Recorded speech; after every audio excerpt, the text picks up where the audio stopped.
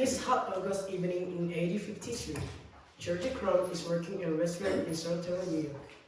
He is the chef, and he is very tired. He looks at the clock on the wall. It is 8 o'clock. Ah, 1 more hour, Georgie thinks. Then I can go home. The doors of the kitchen open, and the waiter walks in. He is carrying a plate of potatoes. The customer doesn't like the fried potatoes, the waiter says. He wants them thin and crisp. Georgie makes some thin, crisp potatoes and gives them to the waiter.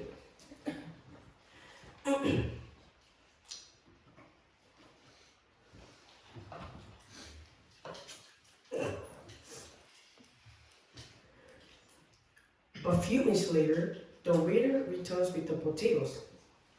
The customer doesn't like them, the waiter says. He wants them thinner and crisper.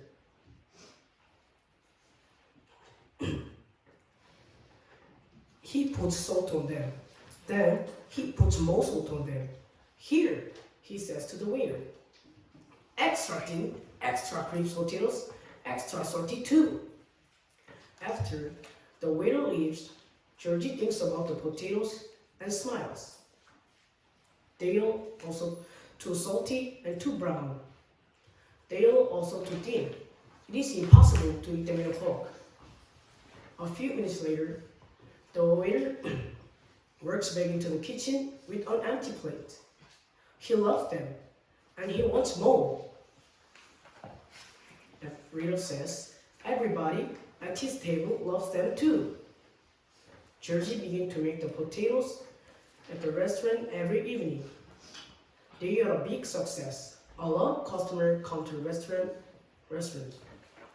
5 years later, Georgie opened his own restaurant and makes the potatoes there. Chefs at our restaurant begin to make the potatoes too.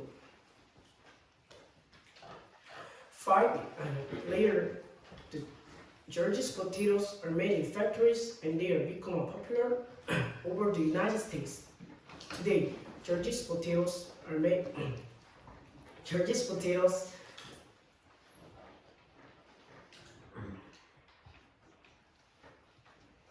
are popular all over the world, but we don't call them Georgie's potatoes. We call them potato chips.